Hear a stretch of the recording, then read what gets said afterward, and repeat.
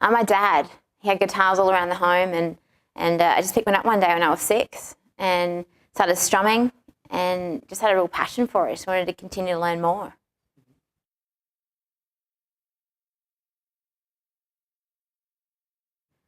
He would play in a Greek band on the weekends, but he had like Jimi Hendrix records, Eric Clapton records, and I'd listen to those, and he was very much into that as well, the blues. So I'd be listening to B.B. King, Stevie Ray, Freddie King, yeah.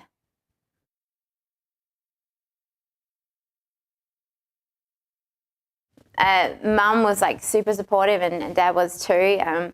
Mum sort of convinced Dad, like, yeah, she's totally, has a real passion for this, and Dad could see it too as well. At the end, they were both like, yeah, it's cool. You want to go with it. This is your life, as long as you're, really committed to it. And I could see that, when I got home from school, I wasn't doing schoolwork. I was playing my guitar. So, yeah, I just wanted to do that. And ever since I was 6, actually, I just wanted to be a performer and write songs, play guitar, and playing guitar and songwriting for me comes before singing.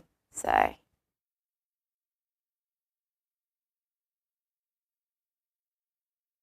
When I was 6, I didn't get nervous at all. I played in front of the school at assemblies, and at lunchtime, if I brought my guitar, I would put on a show outside in the courtyard for everybody. And if I didn't bring my guitar, I would make one out of milk cartons and rubber bands, and I'd be playing, put on a show with my backup dancers, and it was kind of tragic actually, but I thought it was really cool. And I started writing songs back then too, and then when I was 15, my first ever support was opening for Steve Vai in Adelaide, and that was crazy because I was so nervous of being my first support, but then opening for Steve Vai, he's like the god of guitar playing. It's like Steve Vai and Santana for me are my idols, so to have their support is awesome.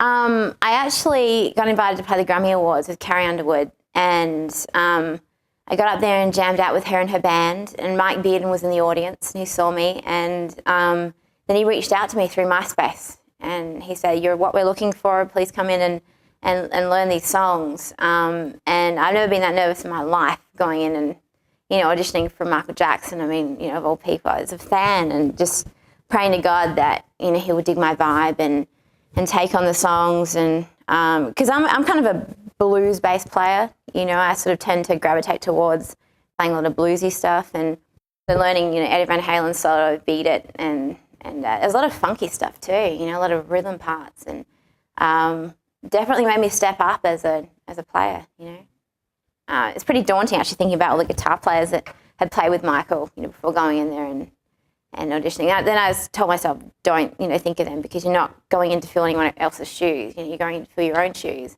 And the fact that Mike Bearden reached out to me and then showed Michael my YouTube videos, they sort of saw what kind of player that I was, and he chose me to come in and play for him and learn his songs. So, and I guess they wanted me to put my own personality to the solo as well. Like to follow it, but then to, kind of put my own spin on it. So it was just pretty surreal actually rehearsing with him, and I remember after I auditioned for him, he said, "Now can you play that solo that you just played, but you have to walk around with me." So I had like a cordless sort of pack on my back and prancing around the stage, and as a guitar player you tend to look down, a lot. Well, I do, and I had to learn to be aware of where he was at, so I didn't fall over, walk the opposite direction. He's walking over there, I'm like walking over there looking at my guitar neck. So, but yeah, it was awesome times.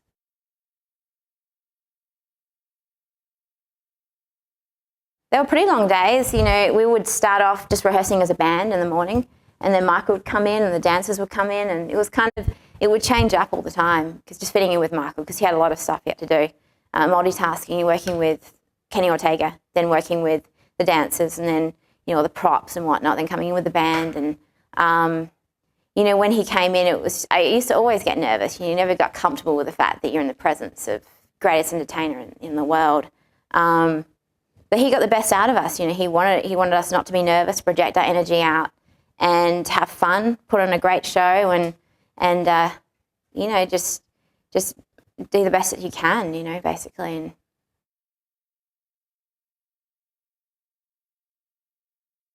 yeah, no, totally. Dirty Diana was just completely improvised. I mean, apart from the main sort of riff and whatnot, but you know, when it came to the solo right at the end, we would be soloing out until I turned around to the band and ended it. You know, that was he sort of gave, you know, me that freedom of just doing whatever, which is awesome. And Black or White, he wanted me to add an ending to that, which is called Aftermath. And the idea was that all these amps would fall down at the end of the song, and then I would walk out amongst the rubble, and there would be like a spotlight, and I'd be like, you know, shredding by myself on the stage to the audience, and then I would invite over Tommy Organ to come and shred and play, and we would both be playing off one another, and he wanted us to be on each side of the stage, you know, playing to the audience, and then come together, and then whilst we're playing, run up the ramp. And have you guys seen the movie? Oh, you haven't. And then they actually show part of it in the movie, and we run up the ramp together. Then we play at the top of the ramp, and Tommy's playing this crazy stuff. He's like playing the guitar behind his back, and it's crazy. And we had so much fun, you know, we were like, you know, kids doing that, because it was just awesome. There was so much going on, you know. Just the most extravagant show known to man, it would have been. And then we came down together, and then we played together at the front, and then and one thing actually that happened is that we wouldn't acknowledge each other at the end. We'd just walk off. And we'd finish our, you know, playing, then we'd just walk off and go back to our places. And Michael said, no, you have to acknowledge each other at the end. You can't just, you know, leave. So I remember rehearsing that a couple of times, and yeah, it was a lot of fun, really.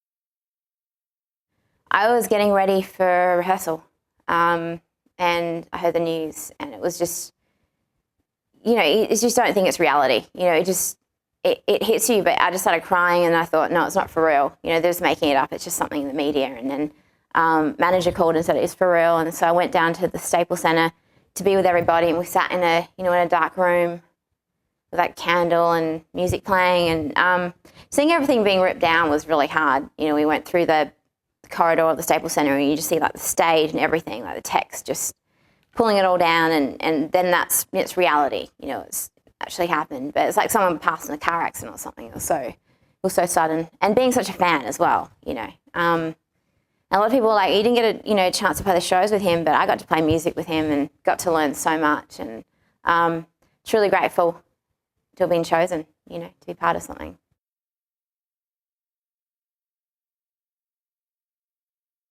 Yeah, I think everyone that was involved we're just all devastated. We kind of went, we weren't really thinking what we're going to do next. You know, we're just like, wow, like we've just lost such an incredible, like the world's greatest entertainer has passed, and you know, our leader through this amazing, you know, journey and what would have been the biggest show on earth. So just, you know, it was really hard, you know, a few months after that. I'd been working on my record like 2.5 years, for 2.5 years. It's moved over from Australia to America, and so that was done. We were planning on releasing Believe around the short break that we would have had with the 50 shows. It was like I think a couple of weeks or 3 weeks, and I would have promoted it then, so around this time. So, you know, I always had my band, and they were waiting, you know, because I told them I'm going to do this, I'm going to go and audition for Michael Jackson band, and they were really supportive about that. So, you know, a few months passed, and I just wanted to get back into music again, and just play, you know, because I think that he would have wanted us all to continue on, you know, with his spirit of just doing the best that you can with what you do. And yeah, that's what I'm going to do. I'm just going to continue on playing music and hopefully inspire a lot more female guitar players and guys as well, you know, guys and girls to keep at it or whatever they want to do, you know, just to believe in themselves. The record's called Believe, because it's about believing in yourself, you know, believing your dreams, following them, never giving up. So that's my message, and they have come true for me. I've been very fortunate that I've been able to jam with my idols, you know, Santana, Steve Vai, Prince, and have the support of Corey Smith. And, you know, it's a lot of work. You know, it's at points, you know, I felt like giving up sometimes, you know, because you just think nothing's happening and you're never going to, you know, release a record and whatnot, and you have those moments. But But, it's just a lot of work. It's a lot of hard work, and you've got to have a passion for it. I love writing songs. I love playing the guitar, and I love playing with my band. So we have a lot of fun.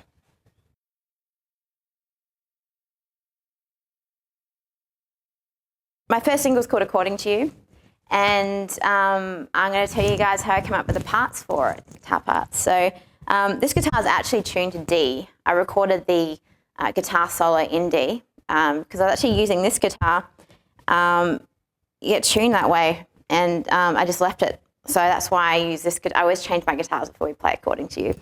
And then the chords, basically, starting here with the F.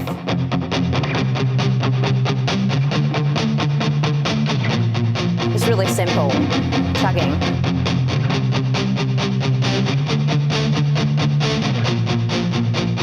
And then there's a few guitar riffs which I use. That's after the first chorus, and then there's that's after. It's like in the verse, I think, just before the chorus, and yeah, it's basically those chords, and then the chorus is just like.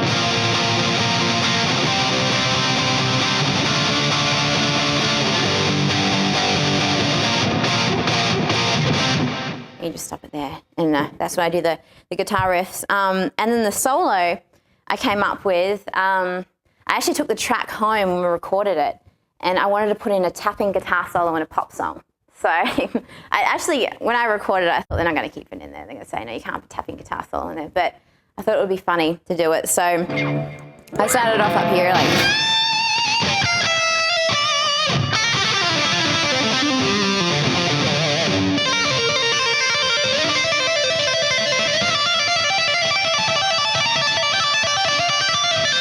So that's a guitar solo for According to You. Yeah, so I'm going to break it down for you. I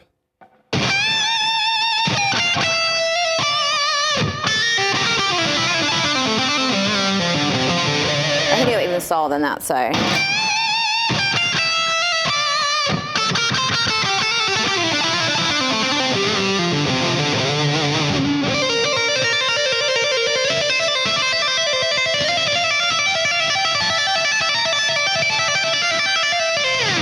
So that's the solo there. And that's kind of all the guitar parts really in there. And then there's like a dive bomb at the end, which I do right at the end of the song. You can hear it kind of going in and out as we end it. And then it goes into the beginning again. It goes back to the first part of the song. So it's pretty straightforward. And then there's like this guitar riff that goes into the first chorus, which is and that's kind of like a really pentatonic sort of run that I put there, and yeah, that's kind of all the guitar parts for that track.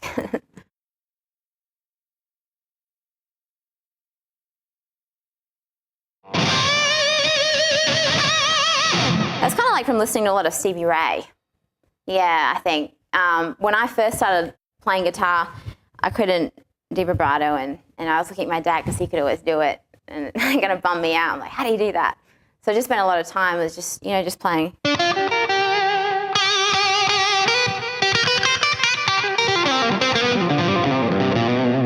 But just kind of learning how to, do that instead of just straight, ending it straight. And it just adds so much more to it, You can just bend those notes out and hold them. And yeah, I guess it just comes from listening to a lot of blues players like B.B. King, Freddie King, Stevie Ray especially. I mean, he rips those strings apart, and I don't know how he did it because he used really heavy strings. So, yeah, crazy. And I used to cut my fingers on 10s. Now I use 9s because I play a lot, and it's just miserable when you get cuts in your hands. When you try to play, and people think, "Wow, she's really getting into it," but really, I'm in a lot of pain.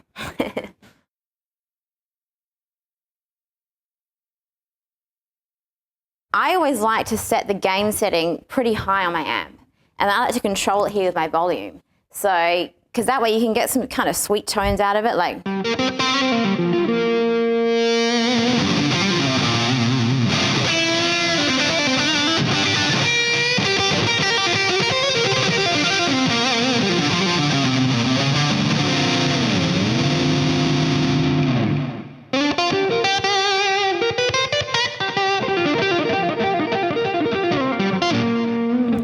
kind of, you can turn it down and instead of pressing this, because I'm always in high heels, so this is kind of part of the reason that trying to make it across the stage, I always control it here, and it works for me, instead of having to go and press like a channel that has, less gain to it or whatever, I just control it with my volume, and then you can just like hold out the notes, and yeah, so I've just kind of learned how to do it. And I guess like, watching Santana, he does it a lot too, so, because especially when you have it on like pretty high gain setting, it's not really conducive to trying to hit those sweet notes. It's like you can hold out a note and it sounds like brutal, but if you want to play something softer, in the verses and then hit it up for the solo, then I think it's cool to have it under control.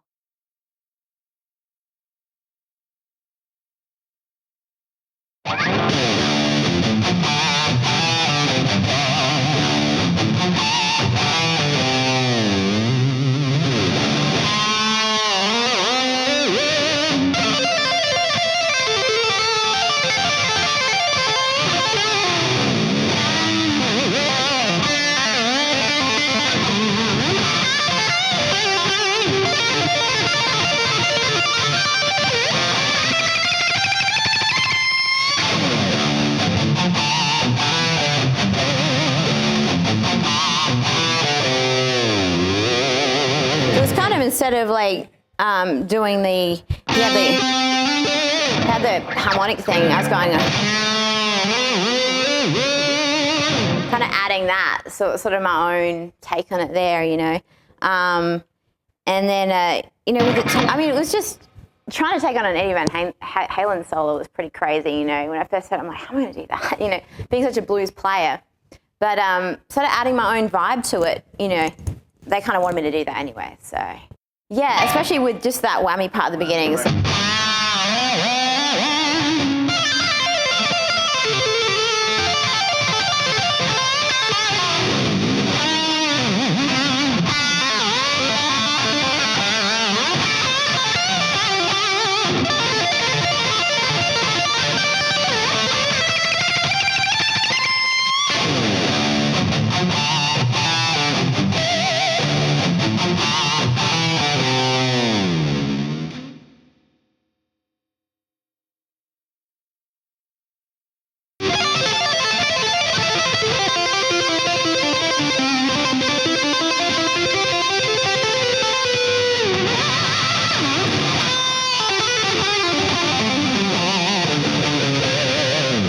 So that part there was at the end of Black or White. We did this sort of thing. So, well, yeah, just that tapping thing we did at the top of the ramp, and we both ran up, me and Tommy Organ, the other guitar player, and I always play at the beginning, at the end of Beat It, because I sort of just incorporate that, because that's actually with Black or White. But this guitar's tuned to D, so it kind of sounds a little weird when I play Black or White on this guitar. So, kind of a little.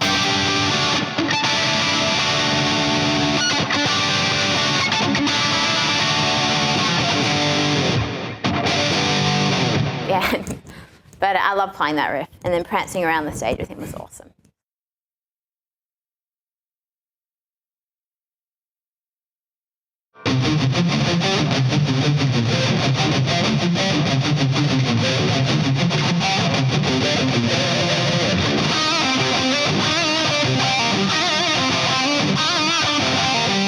That's like they don't care about us.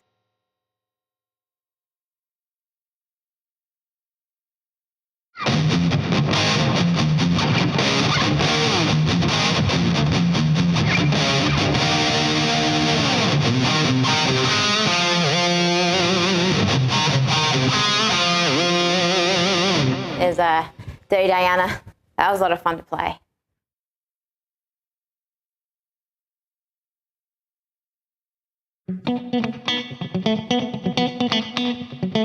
That's the part I was playing for Thriller. So the Tommy Organ was playing.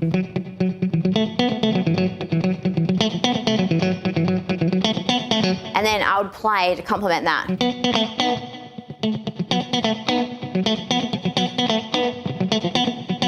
I just added this sort of stereo, sort of funky part, he was playing his part, which was, I think on the right side or whatever, and then they panned my part to the other side. It just sounded really cool, Yeah, so that song was a lot of fun to play. I was trying to think of the other songs we played. We had so many, that were just awesome.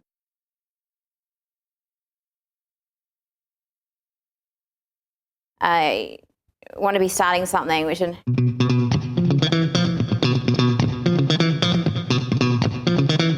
I was actually playing, and then Tommy was playing.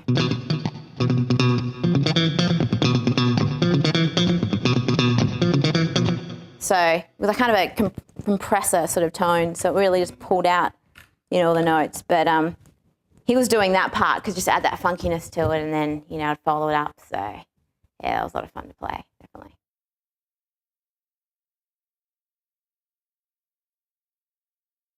Yeah, I would listen to a lot of Stevie Ray and try to get better as a rhythm player because I'm more like a lead player, and rhythms, not that they're boring or anything, but lead playing's more interesting. So, but I listen to a lot of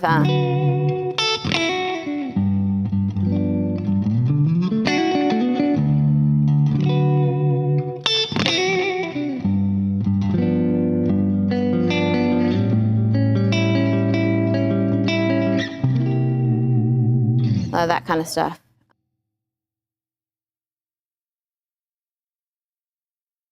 I'm trying to get into chicken picking, so just like like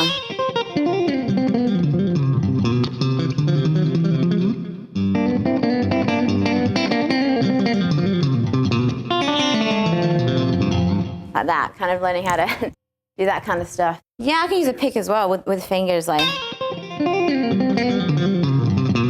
so kind of learning. So just like exercises like that, and but I'll actually use just my fingers as well because I studied classical, so.